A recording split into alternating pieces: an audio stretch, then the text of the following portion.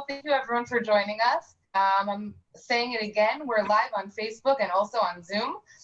So if any internet problems or anything like that, feel free to go between the platforms and you'll see us there. And as I mentioned earlier, if you have any questions at all, throw them in comments on Facebook or the chat in Zoom, and we'll be able to answer. Also, if anyone gets disconnected or anything like that, we'll send a recording within a day after the webinar. So you'll have all of the information. We'll also, Carly will give us, Carly and Kathy will give us a bunch of information about what they do. So in that email with the recording, we'll send all of this information as well. So if there's a lot going on, you're right. There is, we're here with a lot of information, and we'll send all of it to you afterwards in an organized way as well. And that's it for my announcements. I want to really thank Kathy and Carly for coming. We're super excited to host you guys. I don't know, I assume most of our viewers know Kathy already. Kathy is the CEO and founder of the Photo Managers, and we're really excited to be working with Kathy on a bunch of different things, including this webinar series where we are starting to host different photo managers from around the world with different expertise who can share with us different ways to make our at-home scanning more productive, useful, valuable, and safe. And that's what Carly's here for today, to focus on that topic exactly.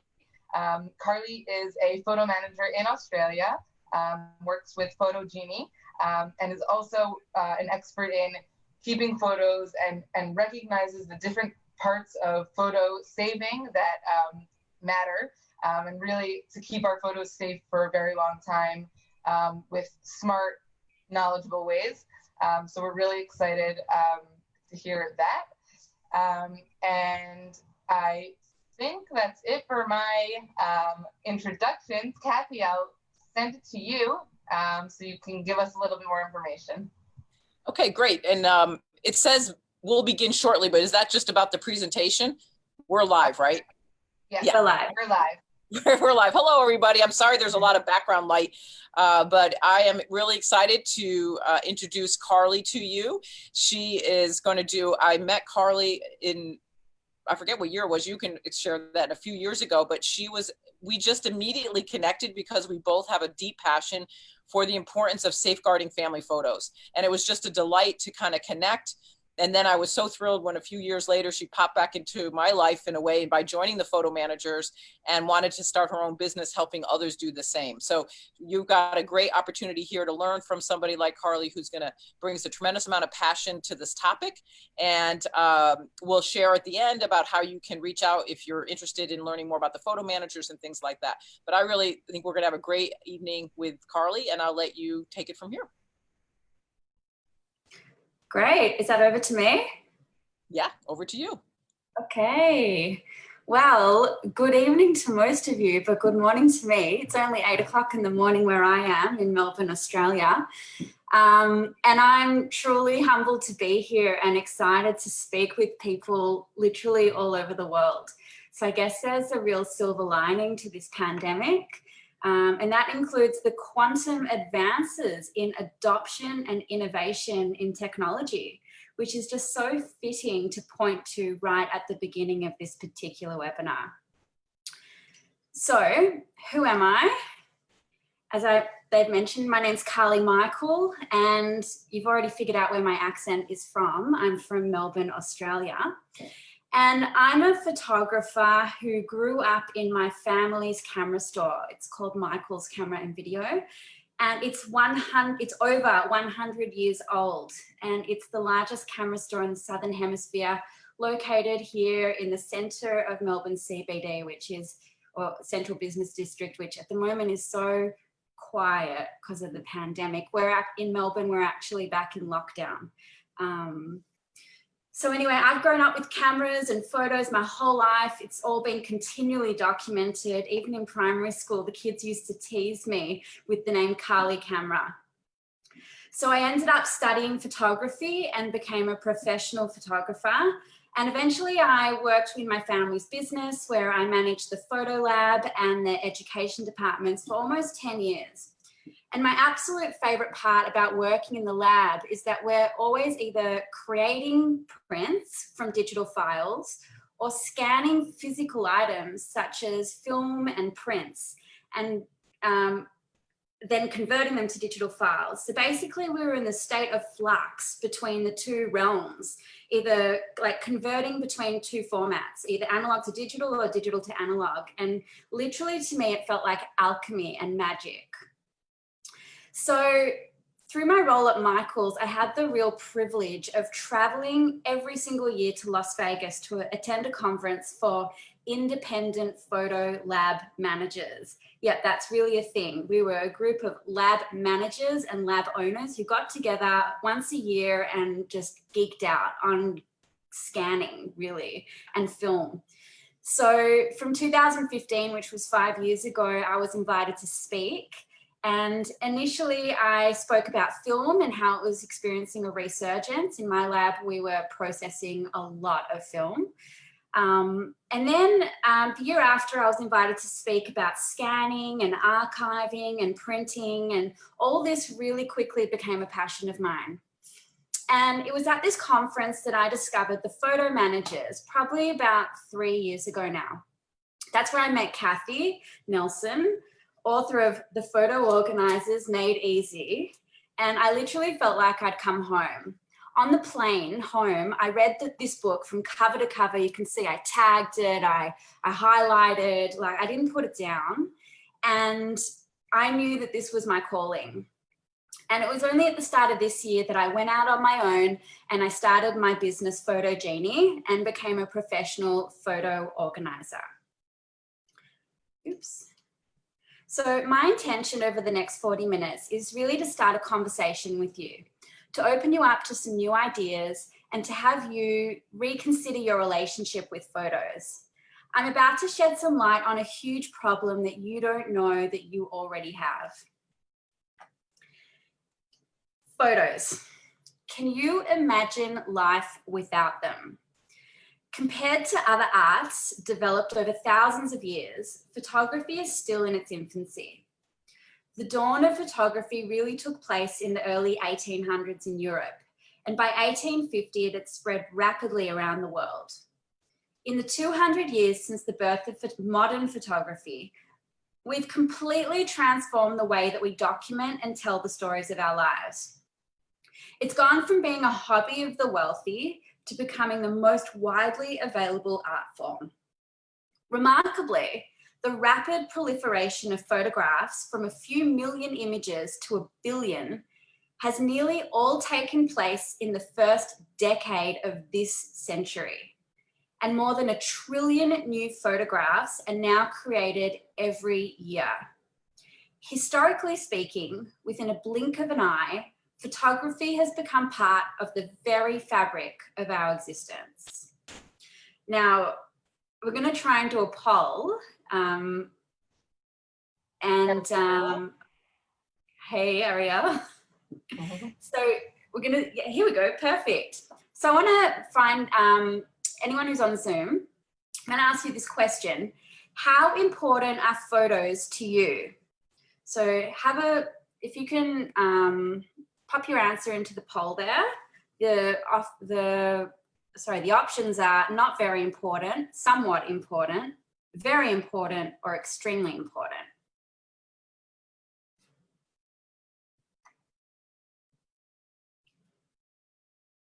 What do you reckon? Should we end that one there? Or do I have the option for that?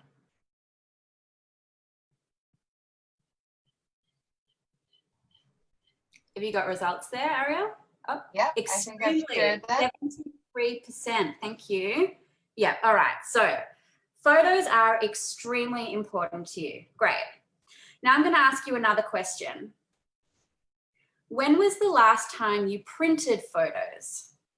The options are in the last month, 1 to 6 months ago, 7 to 12 months ago, 13 to 24 months ago, or I don't remember the last time I printed.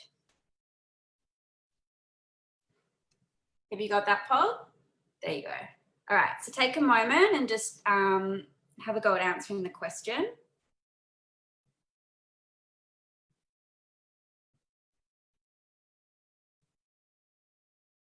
Great, maybe we end it, maybe we close off the poll there. You don't remember the last time you printed, 36%. Wow, 25% in the last month. 16% 1 to 6 months ago, 15% 7 to 12. Okay, yeah, so majority of people don't remember. There are quite a few in the last month. I generally find that I'm not sure what the demographics are of who's watching. Generally, the younger generation haven't printed, and if you grew up in days when we did print, you do tend to print a little bit more. But it's a really good, like this is what I expected to see. Great. Thanks. All right, we're going to move on. So I want to also ask you one more question. I'm not going to poll it, but I just want you to think about it. Which photos of yours would you be devastated to lose?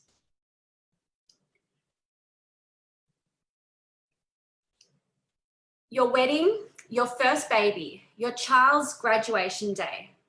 In life, there are moments so valuable that you couldn't even bear the thought of losing them. Yet our relationship with the photos and the lack of responsibility we demonstrate to preserve our images is dangerous. The digital age and our go, go, go lifestyles has caused us to become flippant about our photos. Sometimes we put managing them in the too hard basket, and we can also be fooled into thinking that it's a luxury to dedicate time to organize our photos. But I think something we can all agree on is that when the threat of losing memories becomes real, the true importance and value of our photos comes to light. We all know that during natural disasters, people take their family photo albums as some of their very few possessions. Here in the summer that just passed in Australia, we were devastated by bushfire. Right before the pandemic hit, I had this privilege of traveling up to some bushfire affected areas, and I spoke to some locals, and they all told me that when the threat became real, they took all their photos to their friends and family in the city to keep them out of harm's way. Another example that I had when I worked at Michael's in the customer service part is I regularly saw mothers frantically printing the photos of their second baby because they'd lost the photos of their first baby from their phone. So let's talk about why we take photos. Why is it that you grab the camera and take photos when you have an opportunity? Why are 350 million photos added to Facebook every single day? Common answers to these questions include to help me remember, to help me capture a moment in time, to provide me with a creative outlet, and it gives me a chance to connect with others. And underneath all of these answers is the primary reason, and that is we take photos to tell the stories of our lives. You would have heard the phrase, a picture says 1,000 words. Visual language is simple and powerful, and we use it to connect with others and communicate our stories. Now, I started speaking publicly about this topic in 2015. At that time, it was reported that over 1.5 million new photos are shared on Facebook, WhatsApp, and Snapchat every day. Now, fast forward to 2018, and that's where these figures are from. More than 500,000 photos are uploaded to Snapchat and Instagram every single minute, with 300 million photos uploaded daily to Facebook. Now, what is your contribution to these statistics? I'd like you to take a moment to pull out your phone to the All Photos view on your camera roll. Do you have more than 2,000 photos? Is this your only copy of these photos? Are your files backed up or synchronized? Do you know the difference between these two terms? And another key question, how many of these photos do you think actually warrant preservation in any form?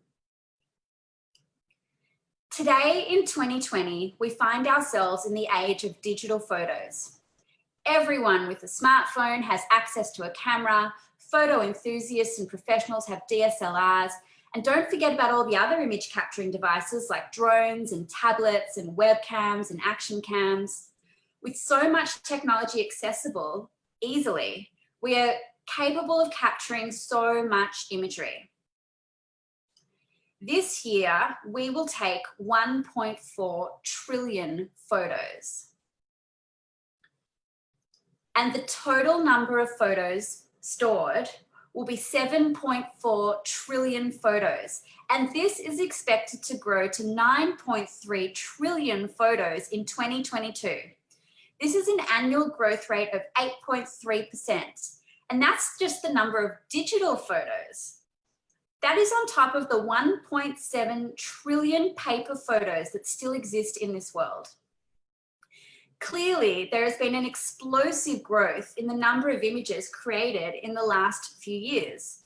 And we are completely overwhelmed by the volume of photos we're taking today. Now, you see, the easy part is taking the photos. Nowadays, it doesn't cost us anything to continually press the shutter. But as a society, we have not been speaking about nor addressing a key issue that we are faced with. And that is, what the bloody hell do we do with all of those digital photos? We were literally thrown into this digital age without any training wheels. We've not been issued standards and processes that guide us as to how to responsibly manage our digital lives. We, as a society, find ourselves drowning in a mess of photos. Now, this mess is not the major problem I'm concerned about. It's merely a symptom, and it's actually something tangible we can use to get us out of this mess. This is the problem. Your digital photos are not safe. That's right. Digital photos are not guaranteed to last more than a decade or two, and that's being generous. Digital photos can just disappear for a variety of reasons, and I'm going to cover them shortly. The truth is, there is no 100% fail-safe digital image storage system. Take a look for yourself. Have you ever lost any digital photos? Have you ever had a hard drive crash? Or have you got photos stored on a device that you simply can't find an adapter for? I want to introduce you to Vint Cerf, widely known as one of the fathers of the internet, as he literally created the architecture of the World Wide Web. He's currently a vice president of Google Worldwide, and for the last few years, he's been speaking about the digital dark age, which refers to the time period that we're currently living in. He says that if we don't act now, we risk losing all the data we've created in the 21st century. In other words, this generation, the one that is taking more photos on a daily basis than ever existed before, is likely to be forgotten because our digital information will soon be lost forever. Let me repeat that. What he is saying is that he is worried, the father of the internet is worried that all of the images and documents that we've been saving on our computers will eventually be lost. Now, before I elaborate, I just want to talk quickly about the Dark Ages. I found it interesting when I actually took the time to read up about what the Dark Ages refers to. We've all heard of the Dark Ages. In historical terms, the Dark Ages refers to the year 500 to 1500, right? We're in the year 2020. So the Dark Ages ended about 500 years ago. And it's a period of time in Europe where relatively few historical records survived, meaning that this section of history is unknown to modern historians. That's, I repeat, 1,000 years of history, which in my calculations is about 40 generations of history that ended about 500 years ago, disappeared, or we have no access to it. So it's not as if it can't happen to us. And I think that's something that this pandemic has shown, that really anything is possible. So going back to Vint, What he fears is that future generations will have little or no record of the 21st century as we enter what he describes as a digital dark age. And we're faced with a number of threats to images, which exist only as digital files. Now, the first threat, as technology evolves, the hardware and software that we use becomes obsolete, superseded, or replaced. We could look at a floppy disk, for example, or even a VHS tape. The technology required to access the data from these devices are simply no longer produced. So as technology advances, the methods of accessing data from old forms of technology becomes more difficult and oftentimes impossible. Another example is the use of closed format files that require specific software to read those files.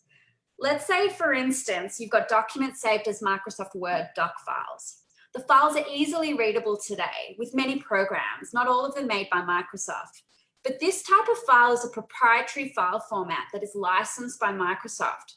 Should Microsoft choose to stop supporting it and prevent their software from using that format, all those documents would be unreadable once the last version of the old software that could read them no longer runs on new computers.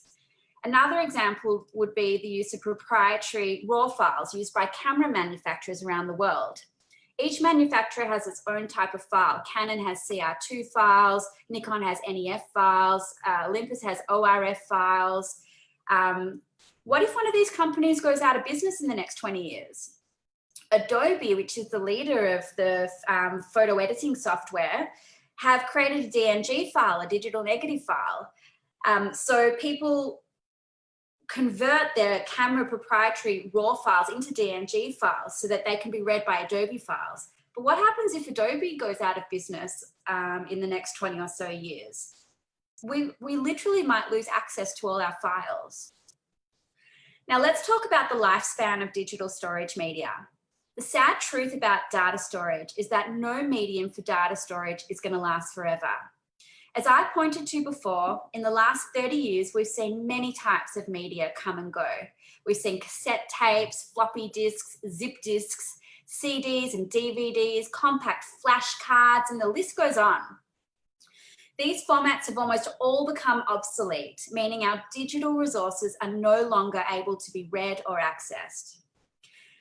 Now, not all digital storage media is the same, and there's no clear winner for saving our data in the long term.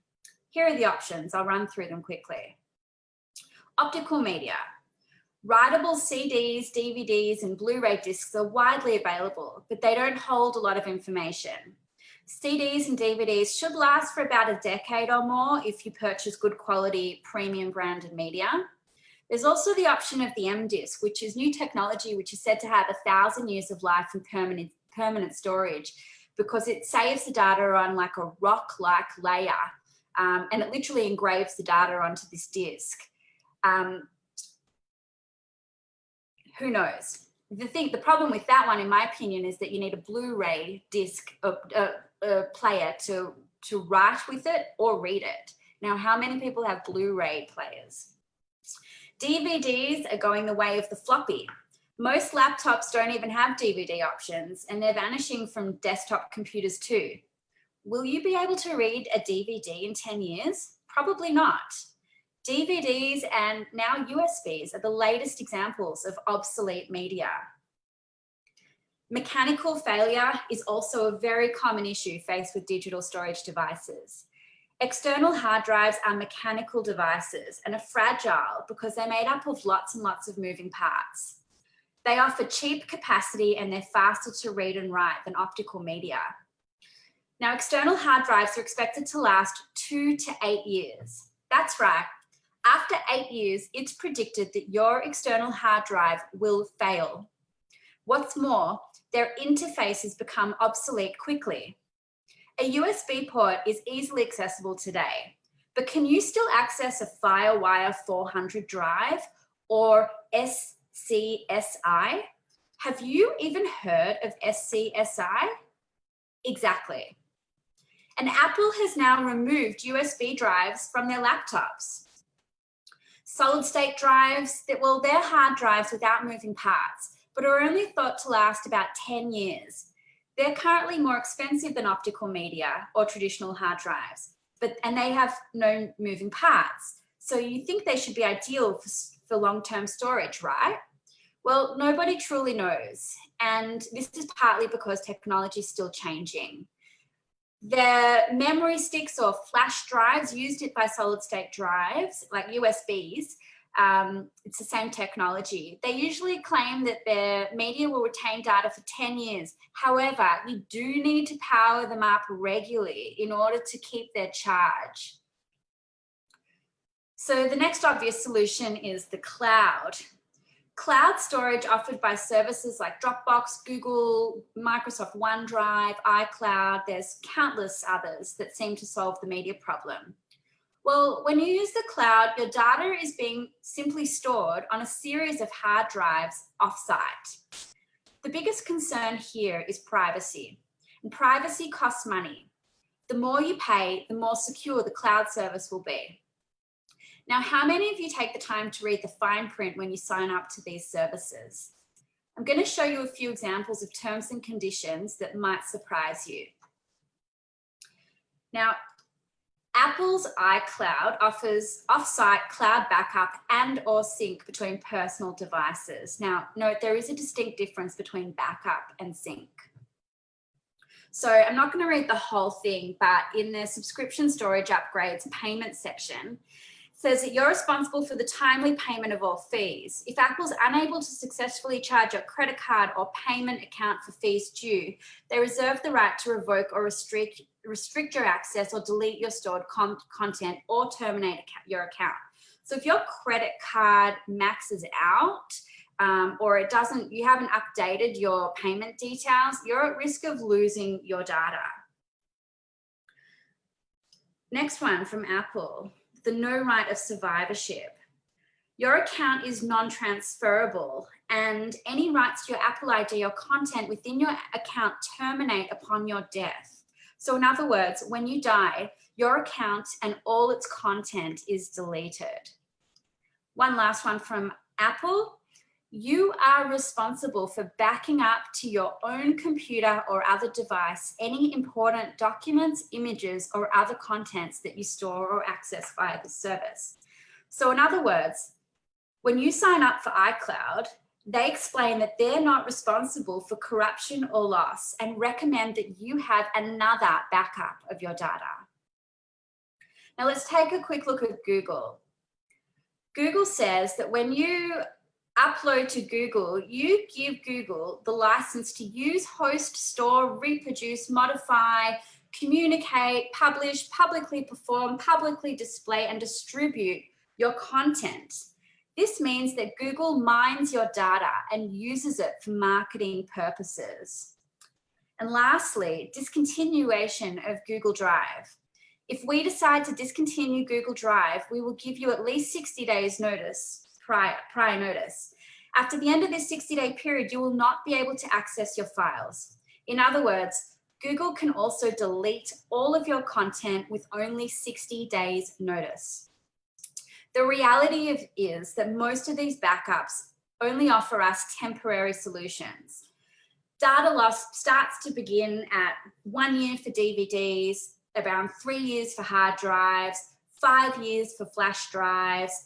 And though cloud is convenient, you can risk losing data availability, ownership, and privacy. What about Apple? Yeah, I mentioned before they're removing USB ports from their new computers. What does that say about the future of being able to read your USB drives? Do you remember mini discs, smart media cards, XD cards, VCRs? Now, the question of the day is, will more family photos survive from Gran's lifetime than from yours? Personally, some of my family's most precious family treasures are the photos of my grandmother's family, which she managed to smuggle in her shoes when she was fleeing her home during World War II. The best backup is still a paper archive that can survive centuries of neglect. digital archives require careful management if they are to last more than a few years. When you create physical photo albums or photo books, you increase the odds that your family story and precious memories will succeed you. Prints have the best chance of standing the test of time. The problem is that more images are being captured than ever before, but print numbers continue to drop year on year. This is due to a number of factors, but a huge part to play is the adoption of digital photography, the shift towards displaying and storing images in digital environments, and the chronic disorganization of our digital mess. Though we are creating more photographs than ever, the value of any one image is very low. We shouldn't just print everything. There's just way too many photos being taken these days. We really need to curate our photo collections. Now, for a minute, I just want to stop and put my photographer hat on. And I want to give you a quick tip. So when you go to take a photo, there's a moment when the thought occurs to you for the first time to reach for the camera and take a photo. In fact, even before that thought happens, there's a chemical that's released in your brain signaling that thought. So you reach for the camera or your phone and you take the photo. This is known as the decisive moment, as described by Henri Cartier-Bresson in 1952. It describes the capturing of this fleeting moment in the flow of life. Okay, so you've taken the first photo, right? But then what happens? You take more. Why? Because you want to see if you can get a better shot, a better angle. You're judging and assessing and you're trying to do better, right? And what you end up with is a series of photos which are basically the same. Now, this is my tip. I invite you to have a look through your camera roll and look through the series of photos and make a decision about which photo is the best. And my bet is that 9 out of 10 times, it's the first photo that is the best. It's that first photo where you had that feeling, I need to capture this, and you take that photo, right? If you find this is to be true, I seriously invite you to practice from now on, just taking one photo. Pretend you're shooting with film. Consider the shot and wait for the right moment, or just trust that that first shot that you took was all that you needed. See, back in my day, and I'm old enough to remember the film days, taking photos cost money. So we were far more careful and considerate. People only printed a few photos because of the cost. And going back a century, it wasn't unheard of for people to save for a whole year to pay for one portrait session on a daguerreotype. Not that long ago, we used to pay for prints, which cost money. So we still pay for prints, but you had to print in order to see your photos. So it cost money. So we only printed a few, and therefore only important images survived. Now, our relationship with prints has changed drastically over the past 2 decades. We've forgotten the value and importance of printed, framed, and mounted photographs in our lives and for the generations after us. Children just love to see images of themselves around the house. Newlyweds have fond memories when they see their wedding photo on the mantle or walls, and our most beloved pets are sealed in time, all thanks to the power of print. Now, in Kathy's book, Photo Organizing Made Easy, which I mentioned earlier, she says that prints, something tangible, something you can hold in your hand, are no longer a consequence of pressing the shutter. And the average person quickly forgets about all the files stored somewhere on a hard disk or memory card.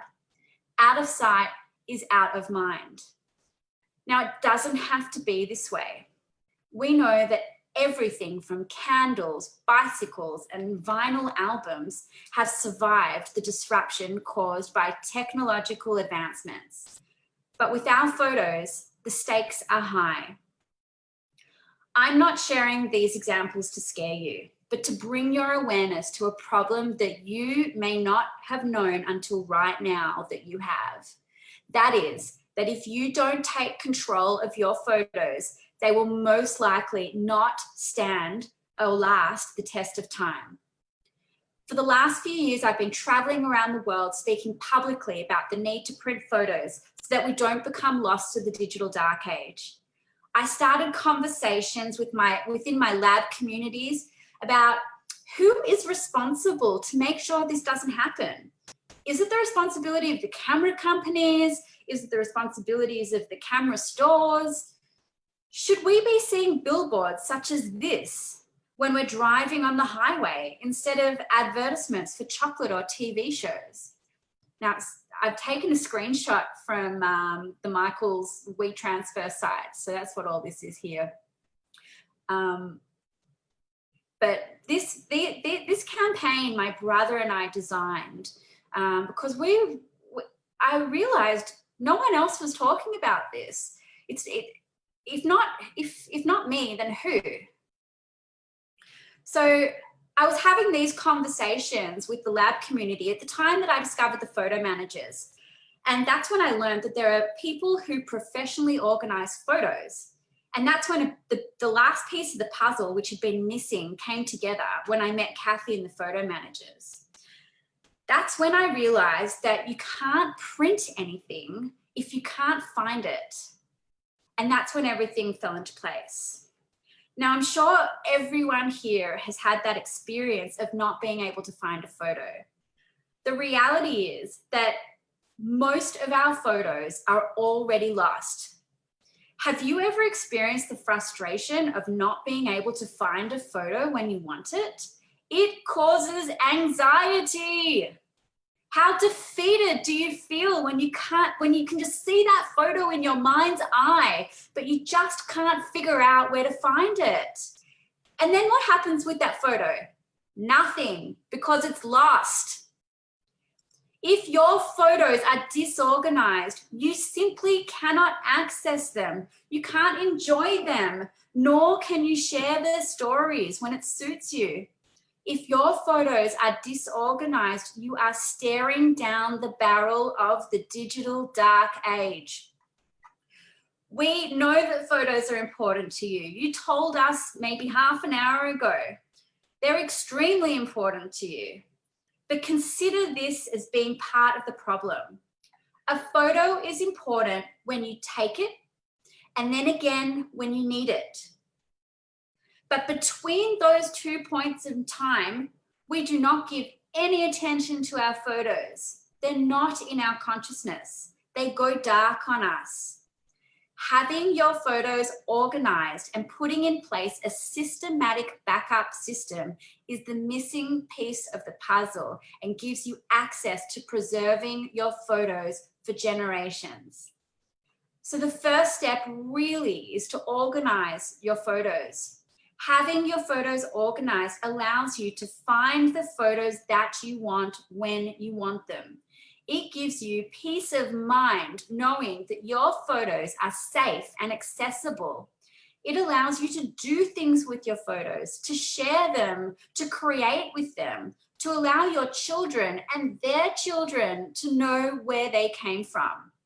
Now, I ask you this question: what's holding you back from organizing your photos? Now, based on the content of my talk, it might sound like I'm suggesting not to store your photos digitally, but that is not the case. Digital images serve as an important backup to your photo collection. Having a carefully managed digital catalog allows you to effectively and systematically catalog, search for, find, and manage your files. It forms one part of the 3-2-1 backup method, which is recommended by the photo managers. Having 3 copies in 2 locations and 1 stored off-site. The 3 copies I recommend are 1 copy in print, 1 copy stored on a hard drive, and 1 in a secure cloud server. It requires planning to effectively manage your digital collection. And you must have a maintenance program because, as I've shown you, each of the digital backups has a short lifespan. Every 3 to 5 years, the data needs to be migrated to a new hard drive. And the cloud company that the photo managing industry recommends is called Backblaze. Now, Photomyne serves as an excellent cloud storage device or site for your scanned photos. It has tools that allows you to tag people, make albums, and share websites, therefore giving you the ability to find the photos that you want quickly and easily. What I'm suggesting is that you actually take the next step and turn those scans back into high quality albums and prints. And also make sure that you use all the tagging and cataloging tools available to you so that you can make it easy for yourself to find your photos and even reference the digital files back to your original scanned photos or the photos you originally scanned to create the files in Photomyne. Just make sure that you have each image backed up in 3 locations. The key is that one needs to be in printed form. Now, I need to add one more point on this crazy roller coaster ride. In life, nothing is permanent, and unfortunately, neither are prints. You may have noticed some of your prints might have faded or deteriorated over time. Digitizing the prints preserves them in their current form, and nowadays can be restored digitally back to their original form. It also protects them from the unlikely event that the physical form is damaged due to fire and water. Yet another reason why having a carefully managed digital collection is vital. So your physical prints are still important to keep.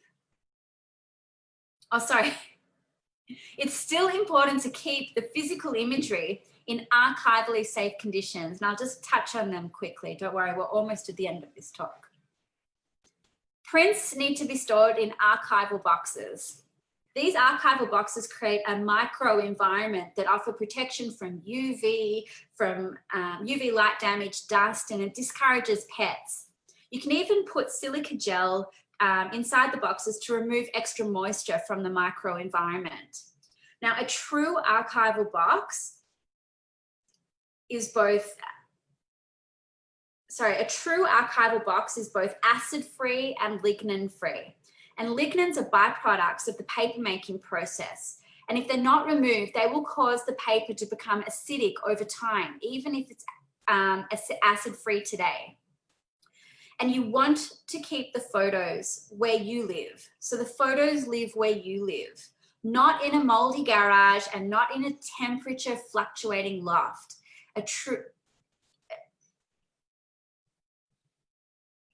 All right. This is an urgent situation.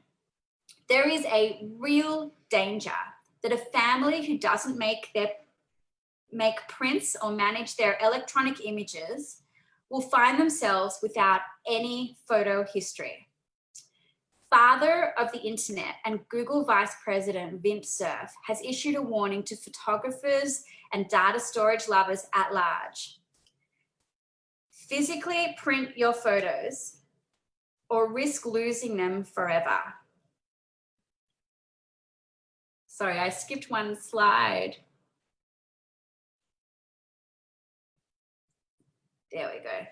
I'm going to repeat that. This is really important. So I'm going back. Sorry, I had technical issues. Father of the internet and Google Vice President Vint Cerf has issued a warning to photographers and data storage lovers at large. Physically print your photos or risk losing it to a digital dark age. We are currently creating more photographs than ever, and the value of any one image is very low. If, and that is a big if, people actually want their future generations to experience what they have in discovering a rich history of photos from the past, then they will have to take it all much more seriously. And just making prints of everything will not help. If we do that, we'll be inundated with forests worth of prints. They also could be poorly printed and last no time at all. What has to happen is proper curation of photographs, careful selection, careful application of metadata. Who is in the photos, what's happening, where and when these photos were taken, and careful printing at reputable professional services who use archival methods. This also applies to digital storage, which also needs proper curation. We've been incredibly lucky. Early photographic processes were very stable. The prints lasted. And because the prints cost money, only a few were printed. Only the most important images have survived. Our life, our memories, our most cherished family photographs increasingly exist as bits of information on our hard drives or in the cloud. But as technology moves on, they risk being lost in the wake of an accelerating digital revolution. CDs, DVDs, flash drives, solid state drives, spinning disk drives, film, and cloud storage all have benefits and drawbacks. But the only way to really guarantee your digital photos will last a lifetime is to print them.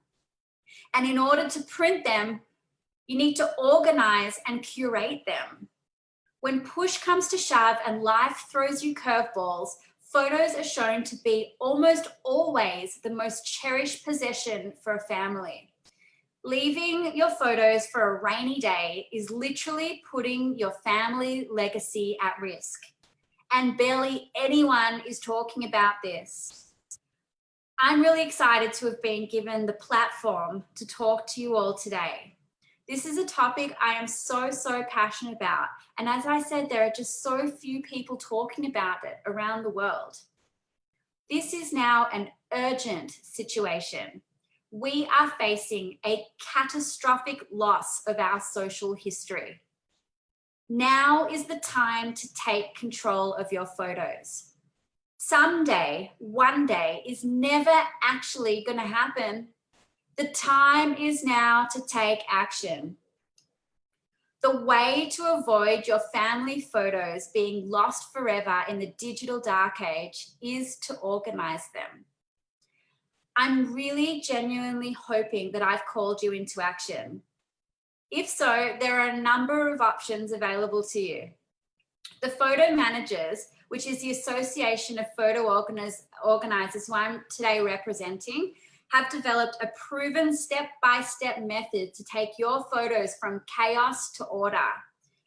I literally represent a group of people, of professionals who have your back. They're as committed as I am to avoid us as a society and as individuals from facing total loss of our history. Now, if you're tuning in from Australia, I'm offering free one-on-one, 1-hour sessions via Zoom. In this session, I'll ask you a series of questions to assess your photo issues and your pain points so that I can tailor a specific plan for your photo collection. You can leave your details at this link, photogenie.com.au/photomyne, and I'll contact you directly. I'll also send you my free ebook outlining how to get from A to Z with organizing your photos, and my email address is also there if you want to contact me. If you're anywhere else in the world and you want to get in touch with a professional photo organizer, please visit www.thephotomanagers.com and click on the Hire a Pro tab at the top of the page. There, you can search by region for a photo manager in your area. Now, when I arrived back to Australia after meeting Kathy at this conference, I registered for the Photo Managers flagship online course, printed, one second, there we go.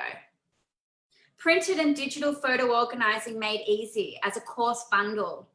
It's incredible value. It has over, it must be 6 or 8 hours of easy to follow tuition, heaps of resources that I use now every day with my clients. A private Facebook group. It's really amazing. It's $119 US, but today, if you use the coupon code SAVE25, you get $25 off. It's $94. And the link is at the top. I've made a bit.ly link, but you'll also be sent all of these links in a follow-up email in the next 24 hours.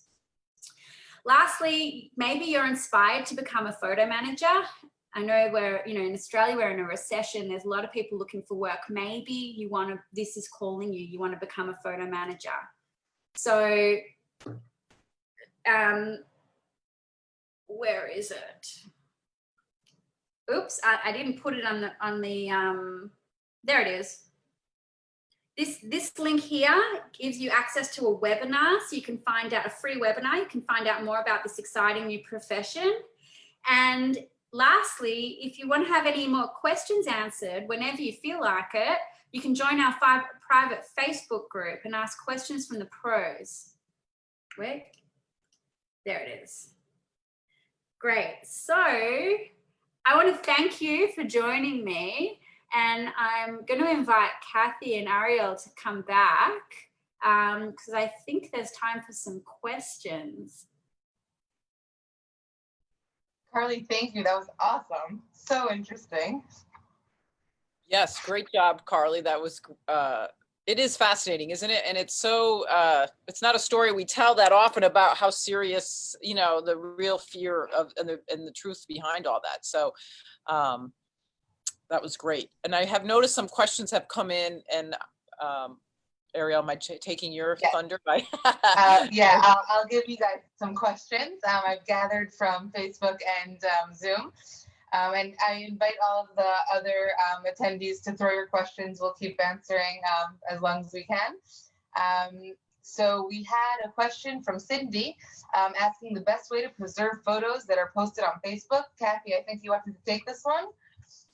I did answer. I said, photos on Facebook, there's no preservation happening at all. I mean, that you should only view the photos that you put up on Facebook as just something that you uploaded to view. But if people, I mean, it's scary to think that people might assume that Facebook is a place where you're actually storing your photos because they compress them. So if you ever tried to download that photo and even print it on a, even on a card or something, it would not, you lose the resolution of the photos the minute you upload it. Otherwise, they don't have the space to store that many, the amount of photos that are stored up there every day. So Facebook is just a place to share your photos but it has nothing to do with preservation. Carly, anything more you want to say on that? Yeah, about that, it's a really good point. I worked in the photo lab, I print a lot of photos, and I actually, I always encourage my friends, especially with the babies, to send me photos to print. And what I've noticed is a lot of images look amazing on the screens, particularly in our phones. Like, they're designed to look fantastic, but when you actually print them, the quality can be pretty shoddy. And even on some of the best iPhones, like it looks spectacular on the screen, but when you actually print them, they don't look fantastic. And I think there's still real merit for using cameras to really, for the important moments, to capture photos with a camera. Excellent. Yep. Okay, next question we have. They ask, when you say print, do you mean on photo paper or other kind of paper? Tell us more about the type of printing. Okay, so you definitely want to find a printer that is of high quality. Basically, you pay for what you get. So when you go to the box stores and they're really, really, really cheap photos, you're very likely not going to get a photo that's of good quality. And what makes it, there's raging debate about whether a dry lab or a wet lab, which are two different types of printing processes, are better quality. But doesn't matter which way you go, the way that the operators maintain the machines is actually really, really key. So I would personally recommend going to an independent photo lab, like a family business type place, because they're more likely to take better care of their machinery and give you photo prints that are actually going to last. Like I have experience with, like, we have in Australia Officeworks, which is like kind of big Staples or office store, yeah. And that they use a machine that's very common nowadays. They use a Fuji dry lab. And depending on which Officeworks you go to, you'll get different qualities because of the different level of care that the operators give to the machines, and you'll notice the different quality. And so I personally think you should ask around and really, like, you want to pay for quality prints. But in America, I don't know who to recommend. I'm from Australia. In Australia, I'd totally go to Michael's because I set it up. I know I'm very passionate about the machine there. It actually leads to the next question, which I know that you won't know geographically for everyone, but someone asked what research to do to find the best type of printing labs. Do you know, are there tips that you can give people the best, I don't know, what type of things to look for in a printing lab?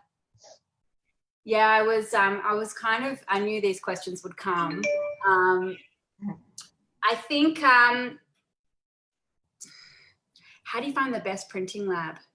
I'd probably say people who charge a little bit more money, to be perfectly honest. Yeah, there's a silver halide printing nowadays is still very, very good. So especially with photo books, I wouldn't skimp on price with photo books either. You can buy, the more expensive lay flat photo books made with silver halide prints are very high quality. The cheaper the photo book, the cheaper the paper. The cheap photo books are usually made with like Xerox, like massive, basically massive photocopiers. So, they're not going to last a long time. I personally, at Michael's, we set up a Noritsu dry lab. Because there really isn't much choice with prints, like with printers. There's such few quality. The real test is how the machine is looked after, how it's calibrated, how it's maintained. And that's why I still recommend like going to an independent local lab and actually having a conversation with the people who run the lab. They're probably printing using the machine themselves. I think that's going to give you the best quality. Excellent. Okay, next question. We have a couple of people, I bunched these all together because I think it's a couple of people who I think need some motivation. Some people who in the time of quarantine started the project, and some words I have here are obstacles, exhausting, overwhelming. So what type of encouragement do you guys have for people like that? One thing I like to say, first of all, it's like eating an elephant one bite at a time. So there's 5 steps to getting organized that we try to help people with, even as professionals going into a client's home or collecting clients. Now with the pandemic, people tend to send their projects to the photo managers, and then they have to go through this process. Is to set a goal, to determine what is the outcome that you really want, and to get really clear and specific about, is it you want all your photos organized? Is it you want to maybe work towards a wedding album or a baby's first year book or things like that, to kind of set a goal, and then to gather everything into one place and assess the mess so that you really have a good sense of what you're dealing with, and then take really good notes about, I have, 7 old albums that need to be digitized. I have, boxes. 1 inch of photos is 200 photos. If you want to just give yourself an estimate of how many photos you may have. And then something else that we use a lot is called the ABCs of photo organizing. And I'll just quickly tell you that, and that's in my book, it's in the courses and things, but A stands for asking yourself this question: is this album worthy, archival worthy? That's an A photo. That's the one that you then want to make sure you focus on. The B is maybe you can't make that decision because it's really hard. Those are the ones they can just go back in the box. You want to back them up. But C is yes, you can throw photos away. And I think like Carly was saying, the curation is what's so important. And so I'd be really ruthless with a garbage bag and start tossing all the blurry, doubly photos, many of your scenery shots, sunrises, sunsets, because those, you're going to keep taking photos of those events, but the people photos are really what matters. So I don't know, hopefully that's just a little quick motivation to get people some ideas. Yeah, and I'd add to that, Kathy, that it's a project that you only do once. It's like a once in a lifetime project. So if you can stay, what Kathy said, focused on the end goal And just know that every time you chip away at it, you're actually making progress to the end line. And once you've got there, all you have to do is maintain it. But you are, you know, especially it's such an amazing project for the pandemic, you know, in this period for so many reasons. But, you know, it's just kind of, you know, an hour at a time, you know, and as Kathy said, if you write down clear goals and literally I've got 7 albums and I need to, whatever it is, you know, and then you chip away at them and you just be kind to yourself. And I think having one last thing about a goal, one thing to think about is we also talk a lot about the difference between organizing thematically and chronologically. If you're overwhelmed with photos, chronological organizing can be that can be the deal breaker, right? If you get really hung up on, oh, was this photo taken in, you know, 1967, or was this Christmas 67 or Christmas 1968, or is Johnny 7 in this picture or is he 8? And if you don't have them, that can be a deal breaker for a lot of us, right? You're like, oh no, I'm doing this wrong, I'll come back to it. Well, think in terms that I always love to say that we live chronologically, like, you know, today's today, tomorrow's tomorrow. In Australia, it's a different time. In Israel, it's a different time, right? But it's like time is happening chronologically. But we live and remember things thematically. So like, here's a quick story that I made for my sister. I have an identical twin sister. For her 40th birthday, I did a surprise album for her where I had people send letters about what they appreciated about her or fun memories. And then I gathered all that and I surprised it. Well, she was showing her granddaughter today, 20 years later, that photo album, and she's 2.5, and she was loving sitting on her lap looking at that album that I had made 20 years ago, never thinking when I made it that she'd be sharing that with her granddaughter. So that's a theme album, right? So sometimes if you start organizing your photos or thinking about those A photos in terms of themes, it can also make you feel a sense of accomplishment. So maybe what's the one theme album that you'd like to have done in your life? You know, maybe that's where you start. So. Beautiful. You guys, I see the inspiration coming from the comments also. You guys will have to read that after because the words you're saying are helping. So good. Yay. We have one person here who in the same topic is asking about, instead of going by year or something like that, to go family member at a time, if he has to be the one to gather the photos from different family members. He's asking a question about that, or is he? I don't know. It was a comment, but yeah, I'm curious. Maybe if what do you guys think about that? If they get from different family members to then sort them separately, or is that also a method to organize them? I think you can do it by you know, family member if you're gonna. And so I'm always thinking in terms of album, like either when I'm organizing myself, I'm thinking in terms of like probably creating an album at some point about them or putting them in a box labeled that way. So if you're going to do it by person, then just be consistent. Consistency is really important.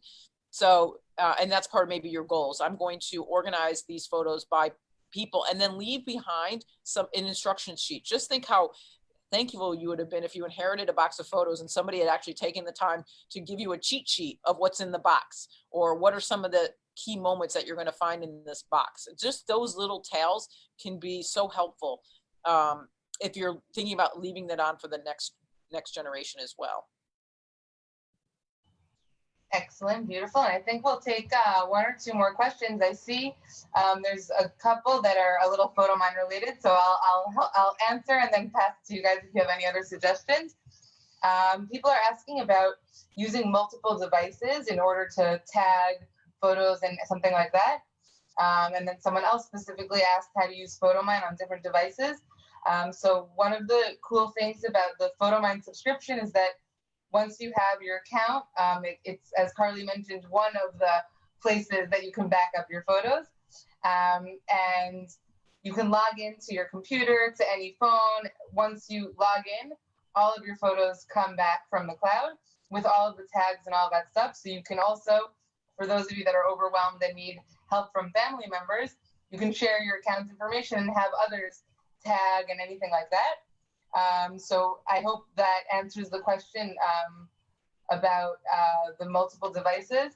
I don't know if you guys have any other tips or feedback on people that are looking to tag and use multiple devices for the photos. One thing about the tagging quickly I wanted to say is that you or tag, there's different words for that, adding metadata, is you want to have a consistent naming convention. In other words, same thing with that, what decision you make about organizing is what's going to matter. If you're going to tag your family members by, John Smith, don't then tag one another day Smith John, or Johnny or Uncle Johnny and John's. That's where the confusion's going to get in. But it's really important to add those tags, but just be consistent, and don't overwhelm yourself with too many tags. Or keywords is another way of saying that. Is maybe there's a group of 15 keywords that you're going to use to identify your photos: vacations, holidays, and then the names of people. That's really important, and to be consistent. And that's also something to leave behind as kind of like a cheat sheet for the next generation, so they know what your thinking process was. Excellent. Our last question is there any specific cloud programs that you guys recommend? Yeah, so I mentioned before Backblaze, which I had never heard of before I became a photo manager, but it's widely used in the photo managers. That's a great program for backing up your whole, your entire computer. So that's a backup strategy. The cloud, there's so many different, we get this question a lot, and it's hard to always answer because there's, if you're in the Mac ecosystem, you're probably using iCloud. So really get to know and understand how the Mac ecosystem works, and if you're going to stay probably within Photos. There's pros and cons to Amazon Photo, OneDrive, Google Photos. There's just a lot of variation, and that could be a whole nother class. Maybe that's something we could do in the future, and we can list the pros and cons. There are pros and cons to all of those. So that's why this is complicated, and that's why so many people sign up for these webinars. I wish I could give you a magic bullet and tell you this is it, go with this, and never leave, but it's unfortunately not that simple. That's what we're here for. Okay, do you guys have anything to add before we wrap up? No, Kathy, you. Oh yeah, I think Carly will send. I've been trying to put it in the chat a little bit, but we also have a great private Facebook group that's up to like 1.8 thousand members. A lot of people have come from these webinars, where our pros, the pro photo organizers, when they have time, they'll go in and answer questions. So it's a great place. You just have to answer like 3 questions that you won't. It's a non-sales environment. We are really careful about that. We want it to be educational only, and so you'll get that link if you want to go ahead and join there and continue this conversation. So other than that, thank you. I mean, Carly, you did a great job, and it's such a pleasure to have you a part of the organization and leading the cause here that we all care so deeply about. And thank you to Photomyne and Ariel for having us, and for the future ones. We have some great topics, everything from turning blank wall, how to framing your photos. All sorts of great topics are going to be coming with more photo managers offering their expertise on lots of different topics. Yes, and I've just been thinking about the printing and the questions you asked me. I think because I've got 24 hours before we send you the follow-up from this email, I'm going to do a little bit more research and be a bit more specific. For me, it's really just about printing, but I definitely want to give you guys the tools and the questions to ask in order to make sure that you've got the best quality. So that'll be shared with the follow-up notes. Beautiful. Thank you for having me, the opportunity. Yeah, thank you guys so much. This was super interesting, Carly. It was awesome. It's really exciting for us. I think you're right. The silver lining of COVID is all of these webinars and different types of collaborations. We're all spread around the world, caring about the same thing, and now we're learning to work together to do it. So where Photomyne was once just scan your photos, and now it's really, we're getting expert opinions and making it into a larger experience. So we really thank you guys for that. And to the viewers, we'll send everything as was mentioned. And also, as Kathy mentioned, we have a bunch of webinars coming up, and we are happy to do more. So if there are any topics that anyone's interested in, anything specific that you guys want to hear about, we have, Kathy has tons of people that can help us, and we'll be able to, answer any questions you guys have. So we'll send the follow-up reply with any feedback, questions, other topics you're interested in. And we're happy to continue helping people save their photos and their memories, because it's important. And that's it. Thank you so much, everyone. Thank you. Okay, Bye-bye. Thanks, guys.